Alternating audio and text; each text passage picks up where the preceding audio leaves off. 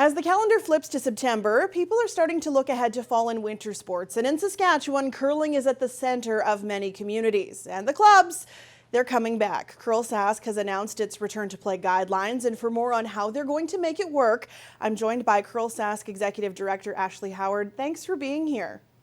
Oh, my pleasure. I'm so excited to talk curling at any point in the year, especially still in the summer. Now, curling was one of the sports that was shut down in March because of COVID. What's happened since then? That's right. Well, we ended up shutting down in March. We lost 5 events as CURLSASK, which was really disappointing and tough decisions. But looking back, it was the best thing for our sport. Some of our clubs lost their year-end bonspiels as well. But we've also had the off season and the advantage of kind of a natural shutdown in our sport to go and plan and think things through and figure out how we can get back on the ice safely this summer.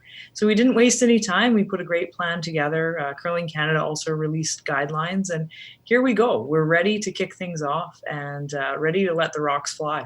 We saw Regina lose a classic curling club long before the pandemic. A lot of communities have been worried that they may lose their rink. How have clubs been dealing with the pandemic across the province?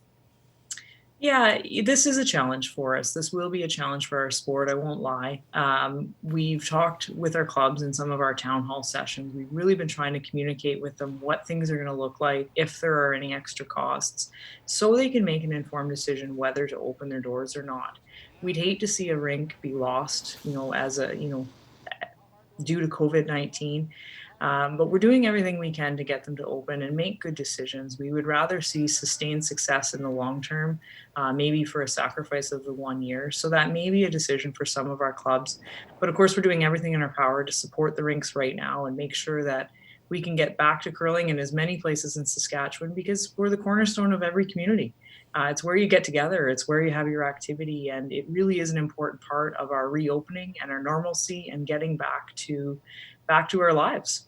Okay, let's get into the nitty-gritty. What are the bigger changes that you've had to make related to COVID-19 to safely reopen? The biggest one and the most controversial is sweeping.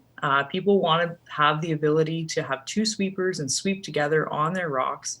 I'm one of those people that throw my draws light all the time, and I use both sweepers to almost exhaustion. But to make sure that we're a physically distant sport, that is one of the sacrifices in which we're recommending, is really only having one sweeper on a rock. But that also means the other sweeper can have a break, maybe grab a drink from the bar. And it is a small sacrifice in the big picture to make sure that we're safe and practicing that physical distancing. What are some of the other changes? Some of the other changes include that skips would not sweep behind the tee line. So that's just to maintain distance from the opposition. I'm a skip myself, so I'm happy to see that rule removed anyway.